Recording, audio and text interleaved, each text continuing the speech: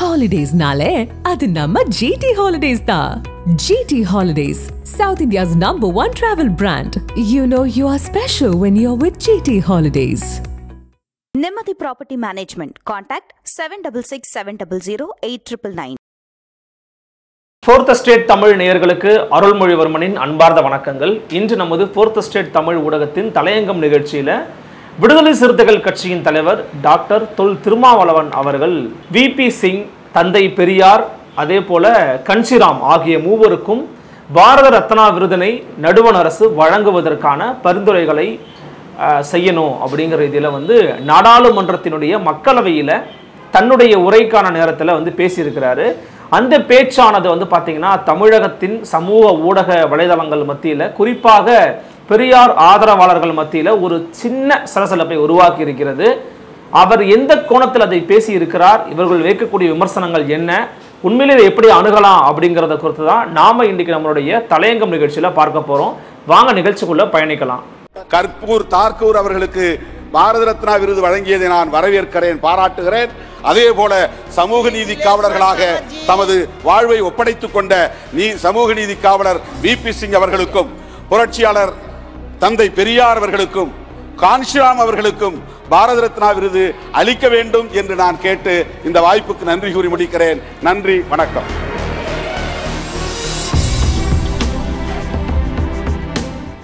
இந்த நடுவண் அரசினுடைய கடைசி இடைக்கால பட்ஜெட் கூட்டத்தொடர் அப்படிங்கிறது பாத்தீங்கன்னா ஜனவரி 31 முடிவடைந்தது. அதன் பிறகு பாத்தீங்கன்னா பிப்ரவரி மாதம் 1 இடைக்கால பட்ஜெட்டை மத்திய நிதி அமைச்சர் மரியாதைக்குரிய நிர்மலா சீதாராமன் அவர்கள் தாக்கல் பண்ணாங்க. அதன் பிறகு பாத்தீங்கன்னா பட்ஜெட் மீதான அவரவர்களுடைய கருத்துக்களை சொல்லக்கூடிய நேரமானது தற்போது வழங்கப்பட்டு வருகிறது. அந்த அடிப்படையில் தான் தமிழகத்தினுடைய முக்கியமான பல எம்பிக்கள் நடுவண் அரசினுடைய இந்த நிதி பகிர்வில் ஏற்படுத்தி கொண்டிருக்கக்கூடிய இந்த அடாவடித்தனங்களை நாங்கள் அம்பலப்படுத்துகிறோம் அப்படிங்கிற பெயரில் அவங்க நிறைய விஷயங்களை தொடர்ந்து பேசிக்கிட்டு இருக்காங்க. ஆதாரங்களை முன்வச்சு பேசிக்கிட்டு இருக்கிறோம். இது நடுவண் அரசு எப்படியாக தமிழ்நாட்டை நிதி அளவில் வஞ்சிக்கிறது அப்படின்னு. நேற்று கூட பார்த்தீங்கன்னா மத்திய சென்னையினுடைய நாடாளுமன்ற உறுப்பினர் திரு தயாநிதி மாறன் அவர்கள் நிர்மலா சீதாராமன் அவர்களை கேட்ட கேள்விகள் ரொம்ப வைரலா பகிரப்பட்டுச்சு. அப்படியாக நிறைய எம்பிக்கள் பார்த்தீங்கன்னா நடுவண் அரசினுடைய இந்த இடைக்கால பட்ஜெட் மீது அவங்களுடைய கருத்துக்களை பதிவு செய்து வந்திருக்கிறார்கள். இந்த வரிசையில தான் தமிழகத்தினுடைய விடுதலை சிறுத்தைகள் கட்சியினுடைய தலைவரும் அதே போல சிதம்பரம் நாடாளுமன்ற தொகுதியினுடைய உறுப்பினருமான மரியாதைக்குரிய முனைவர் திருமாவளவன் அவர்கள் தங்களுடைய கருத்தை பதிவு செஞ்சிருந்தாரு. அவர் பேசுற துவக்கத்தில் பார்த்தீங்கன்னா இந்த ஜிஎஸ்டி வரி விதிப்பு முறையை நடுவண் அரசு திரும்ப பெறணும், அதை திரும்ப பெற்றுக்கொண்டு வேற புதிய மாநிலங்களோட நம்ம கலந்தாலோசிச்சு வேற ஒரு புதிய நிதி வரி பகிர்வை குறித்தான ஒரு ஆலோசனையை உருவாக்கணும், இந்த ஜிஎஸ்டி வரி விதிப்பு முறை வேண்டாம் அப்படிங்கிற இதில் பேசியிருக்கிறாரு. அதே போல பார்த்தீங்கன்னா 75% வரி வருவாயை மாநிலங்களுக்கு வழங்கணும். ஏன்னா 16வது நிதி குழுவில் பார்த்தீங்கன்னா அதற்கான சில விஷயங்கள் எல்லாம் போட்டிருந்தாங்க, மாநிலங்களுக்கான உரிமைகளை பற்றி பேசியிருந்தாங்க, அதெல்லாம் நீங்கள் அமல்படுத்தணும் அப்படின்னு பேசியிருக்கிறாரு. அதே போல வாக்குப்பதிவு எந்திரங்களில் 100% வாக்கிற்கான ஒப்புகை சீட்டை கண்டிப்பாக கொடுக்கணும். அப்பதான் அதை எண்ணி முடித்த பிறகுதான் தேர்தலுக்கான முடிவுகளையே அறிவிக்கணும். ஏன்னா இதில் நிறைய குளறுபடிகள் இருக்கு அப்படின்னு தொடர்ந்து பேசி வந்திருக்கக்கூடிய ஒரு நபர் தான் திரு திருமாவளவன் அவர்கள். அதையே நாடாளுமன்றத்திலையும் பேசியிருக்கிறாரு. ஒரே நாடு, ஒரே கொள்கை, ஒரே கலாச்சாரம் அப்படின்னு இந்த பன்முகத்தன்மையை ஒழிப்பதற்கான வேலைகளை செய்து கொண்டு வருவது, பிளவுவாதமாக பேசி வருவது பார்த்தீங்கன்னா இந்திய ஆட்சியாளர்கள் தான். அதை எண்ணி நான் வேதனை அடைகிறேன். ஆனால் பிரதமர் மோடி நீங்க பார்த்திருப்பீங்க, பிரதமர் மோடி பேசும்போது காங்கிரஸ் உட்பட பல கட்சிகள் இந்தியாவில் பிரிவினைவாதம் பேசுறாங்க அப்படிங்கிற இதில் குற்றச்சாட்டம் முன் வச்சிருந்தாரு. அதை குறிப்பிடக்கூடிய விதமாக திருமாவளவன் அவர்கள் என்ன சொல்றாங்க அப்படின்னு பார்த்தீங்கன்னா, நீங்க எதிர்கட்சிகள் மீது பிரிவினைவாதம் பேசுறாங்க, பிளவுவாதம் பேசுறாங்கன்னு சொல்றது வேடிக்கையாக இருக்கிறது. ஆனா இந்திய ஆட்சியாளர்கள் தான் அந்த மாதிரி நடந்துகிட்டு இருக்கீங்க அப்படிங்கிறத பேசியிருந்தாரு. கடைசியாக ஒரு வேண்டுகோள் விடுக்கிறேன் அப்படிங்கிற இதில தான் இந்த பாரத ரத்னா விவகாரத்துக்கே அவர் வராரு. ஏற்கனவே பார்த்தீங்கன்னா பீகார் முதலமைச்சர் நிதிஷ்குமார் அவர்கள் எப்படி பாஜகவினுடைய கூட்டணிக்கு சேருவதற்கான ஒரு அடித்தளமாக அந்த பீகார் மாநிலத்தினுடைய முன்னாள் முதலமைச்சர் கற்பூர் தாக்கூருக்கு பாரத ரத்னா விருது வழங்கிய அந்த காலகட்டத்தில் பீகார் முதலமைச்சர் நிதிஷ்குமார் பேசுறாரு. வாரிசு அரசியலை எதிர்த்தவர் கற்பூர் தாக்கூர் அப்படின்னு பேசினாரு. அதுதான் சஞ்சலங்களுக்கும் சலசலப்புகளுக்கும் விதை போட்டுச்சுன்னு சொன்னாங்க. அதன் பிறகு அவர் கூட்டணியிலிருந்து வெளியில வந்தாரு. நான் பாரத ரத்னா விருது வழங்கினதை வரவேற்கிறேன் அப்படின்னு மோடியை வந்து புகழாரம் சூட்டி இருந்தாரு பீகார் முதலமைச்சர் நிதிஷ்குமார் அவர்கள். எனவே அதை வந்து இவரும் வரவேற்று பேசியிருக்கிறார். அதாவது கற்பூர் தாக்கூருக்கு கொடுத்தது ஒரு நல்ல விஷயம் தான், நான் முழுமையா வரவேற்கிறேன், பாராட்டுறேன்.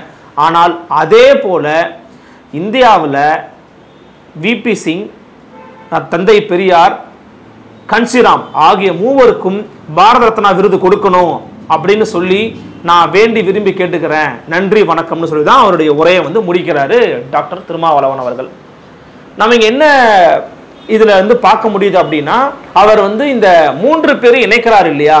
ஒருவர் பகுஜன் சமாஜ் கட்சியினுடைய நிறுவனர், சமூக சீர்திருத்தவாதி, முக்கியமாக பிற்படுத்தப்பட்ட ஒடுக்கப்பட்ட விளிம்பு நிலை மக்களுக்காக தொடர்ந்து குரல் கொடுத்து போராடிய ஒரு மனிதர் தான் கன்ஷிராம். கன்ஷிராம் வந்து அவர் ஒரு பக்கம் வைக்கிறாரு. அதே போல இன்னொரு பக்கம் இடஒதுக்கீட்டுக்காக மிக முக்கியமாக மண்டல் கமிஷனை அமைத்து அதற்காக தன்னுடைய அரசியலையே இழந்த போராடிய ஒரு மனிதர் தான் வந்து பாத்தீங்கன்னா விபி சிங், இந்தியாவுடைய முன்னாள் பிரதமர். அதே போல தந்தை பெரியார், தமிழ்நாட்டில் பிற்படுத்தப்பட்ட விளிம்பு நிலை மக்களுக்காக தொடர்ந்து ஒரு போராடிய ஒரு மனிதர். இந்த 3 பேரையும் எந்த ஒரு கோட்டுல இணைக்கிறாருன்னு பாத்தீங்கன்னா, சமூக நீதி, இடஒதுக்கீடு, தீண்டாமை எதிர்ப்பு, இந்த 3 விவகாரங்கள் மத்தியில தான் டாக்டர் திருமாவளவன் அவர்கள் இந்த புள்ளியில இவங்க 3 பேரை இணைக்கிறாரு. ஆனா இப்ப தமிழ்நாட்டில் என்ன மாதிரியான விமர்சனங்களை குறிப்பாக திராவிட இயக்க ஆதரவாளர்கள், பெரியாரிஸ்டுகள் எது போன்ற விமர்சனங்களை வந்து இப்போ வைத்திருக்கிறாங்க அப்படின்னு பாத்தீங்கன்னா,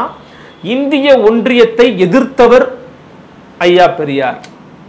இந்திய நாட்டிலிருந்து தமிழ்நாடு, குறிப்பாக தென்னிந்தியா, தெற்குல இருக்கக்கூடிய பகுதிகள்லாம் சேர்ந்து திராவிட நாடு அப்படிங்கிற கோரிக்கையை வச்சவர்.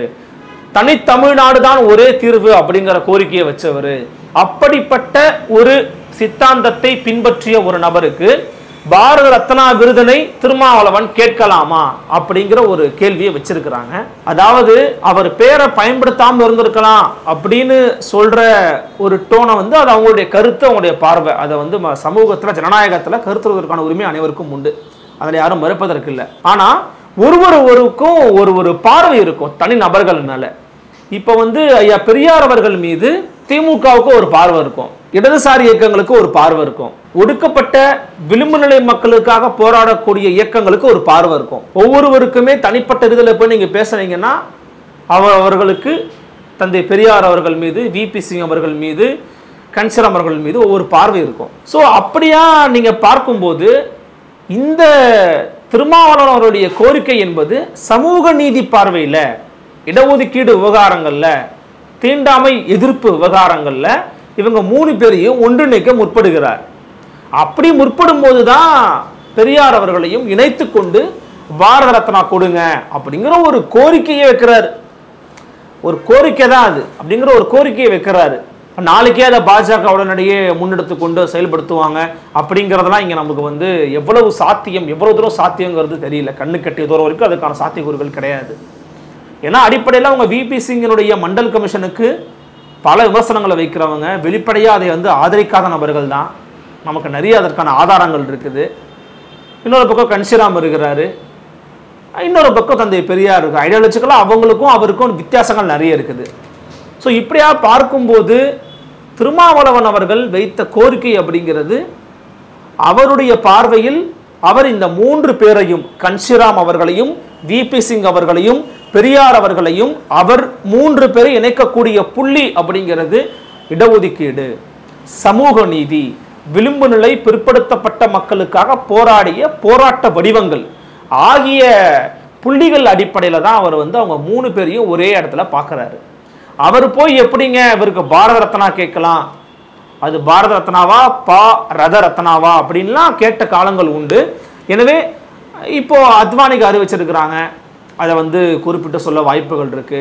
அவங்க எதுக்காக இதை அறிவிக்கிறாங்க, தேர்தல் காலத்தில் அறிவிக்கிறாங்கிற எல்லா விவரங்களும் இந்த சமூகத்தில் மக்களுக்கு, அரசியல் கட்சிகளுக்கு தெரிந்த ஒரு விவகாரம் தான். எனவே இதை இந்த பார்வையில் அணுகணும் அப்படிங்கிறத நம்மளுடைய ஒரு நோக்கமாக, நம்முடைய கருத்தாக நம்ம முன்வைக்கிறோம். தலையங்கம் நிகழ்ச்சியின் கருத்து அதுதான். ஏன்னா இந்த நேரத்தில் இங்கே நேச சக்திகளாக இருக்கிறவங்களே இவர் மீதான ஒரு அதிருப்தி அப்படிங்கிறது வேற, விமர்சன பார்வை கொண்டு அதை வந்து அந்த கருத்தை அணுகுவது அப்படிங்கிறது வேற. ஏன் நீங்கள் இன்னொரு பார்வையில் கூட பார்க்கலாமே. இன்னைக்கு வந்து பார்த்தீங்கன்னா அம்பேத்கர் அவர்களை வந்து பாஜக தங்களினுடைய எல்லா விதமான இடங்கள்லையும் வந்து பயன்படுத்திக்கிறாங்க, அவருடைய படத்தை பயன்படுத்திக்கிறாங்க, நாங்கள் தான் அவரை முழுமையாக பின்பற்றுகிறோன்னு பேசிக்கிறாங்க. ஆனால் மக்கள் மத்தியில் எதிர்க்கட்சிகள் என்ன சொல்கிறாங்க? இல்லை, அவங்க வந்து உண்மையிலேயே டாக்டர் அம்பேத்கரை வந்து பின்பற்றலை, அவருடைய கொள்கைகளுக்கு எதிராகத்தான் இயங்குறாங்க, பேசுகிறாங்க அப்படிங்கிறத அம்பலப்படுத்துகிறாங்க இல்லையா? நீங்கள் இன்னொரு பக்கம் பார்த்தீங்கன்னா இப்போ தந்தை பெரியாருக்கு அவங்க ஒரு வேலை சொல்கிறாங்க, கொடுத்துட்டாங்கன்னு வச்சுக்கோங்களேன், இந்தியா முழுக்க பெரியாரை பற்றிய ஒரு பேசுபொருள் உருவாகும். அவர் யாருன்னு தேடுவாங்க. இன்னைக்கு வரைக்கும் நம்மளால் தமிழ்நாட்டில் அவருடைய புத்தகங்களை பொதுவெளிக்குள்ள கொண்டு வர முடியுதா? அது ஒரு குறிப்பிட்டவர்களுடைய கைகளில் தானே வந்து அடங்கி இருக்கிறது. ஏன் தமிழ்நாட்டுக்குள்ள தந்தை பெரியாரின் புத்தகங்களை நாட்டுடைமை ஆக்க முடியல? அவருடைய கருத்துக்களையே வெளியில் நாட்டுடைமை ஆக்க முடியல? இந்த கேள்வியை தொடர்ந்து பல பேர் முன்னெழுப்பி இருக்கிறாங்க. திராவிட இயக்க ஆதரவாளர்களே முன்னெழுப்பி இருக்கிறாங்க. எனவே இப்போ நீங்கள் ஒரு பாரத ரத்னா கொடுக்குறீங்கன்னா இந்தியா முழுக்க யார் பெரியார்னு தேடுவாங்க, கண்டுபிடிப்பாங்க, அவரை பற்றி ஒரு பேசுபொருள் உருவாகும். வெறும் கடவுள் மறுப்பு கொள்கையை மட்டும்தான் பேசியவர் பெரியாருங்கிறது தான் தொடர்ந்து எதிர்தரப்பினர் முன்வைத்துக்கிட்டு இருக்கிற நேரத்தில் அவருக்கு பாரத ரத்னா விருது கொடுத்தாங்கன்னா அது ஒரு பாசிட்டிவ் தானே. அப்படி கூட நீங்கள் அணுகலாமே. அந்த வகையில் பார்த்தீங்கன்னா கூட திரு டாக்டர் திருமாவளவன் அவர்கள் பேசிய கருத்தில் ஒரு இன்னொரு வியூகமும் இன்னொரு பார்வையும் கூட அடங்கி இருக்கிறது இல்லையா? எனவே இதில் வந்து பெரிய விமர்சிக்கக்கூடிய அளவிற்கோ அல்லது வந்து இந்த நேரத்தில் அவரை நேச சக்திகளே வந்து அதிருப்தி அடைகிறோம், விமர்சிக்கிறோம் அப்படிங்கிற பேரில் எழுதுறதோ பேசுகிறதோ கூட அவ்வளோ ஆரோக்கியமான போக்காக இருப்பதற்கான வாய்ப்புகள் இல்லை அப்படிங்கிறது தான் தலையங்கம் நிகழ்ச்சியினுடைய கருத்தாக இருக்கிறது. எனவே இந்த மூவருக்கும் பாரத ரத்னா விருது கொடுக்க வேண்டும் அப்படின்னு டாக்டர் திருமாவளவன் வைத்த கோரிக்கை அப்படிங்கிறது ரொம்ப யதார்த்தமானது. அதில் வந்து ஒரு உட்பொருள் வந்து கொடுப்பதோ அல்லது அவர்களுக்கு வந்து இவரை சேர்க்க வேண்டும், அவரை நீக்கியிருக்க வேண்டும் அப்படிங்கிற பொருள் கொடுப்பதோ வந்து எவ்வளவு நேர்த்தியாகவும் சரியானதாகவும் இருக்கும் அப்படிங்கிறது நமக்கு தெரியல. ஆனால் டாக்டர் திருமாவளவன் அவர்கள் வைத்த இந்த கோரிக்கையை நீங்கள் எப்படி பார்க்கிறீர்கள், உங்களுடைய கருத்து என்ன அப்படிங்கிறதையும் நீங்கள் நம்முடைய கமெண்ட் செக்ஷனில் வந்து பதிவு பண்ணுங்கள். இந்த வீடியோ உங்களுக்கு பிடிச்சிருந்ததுன்னா உங்கள் நண்பர்களுக்கு பகிருங்க. நன்றி. மற்றும் ஒரு தலையங்கம் நிகழ்ச்சி சந்திக்கலாம். வணக்கம்.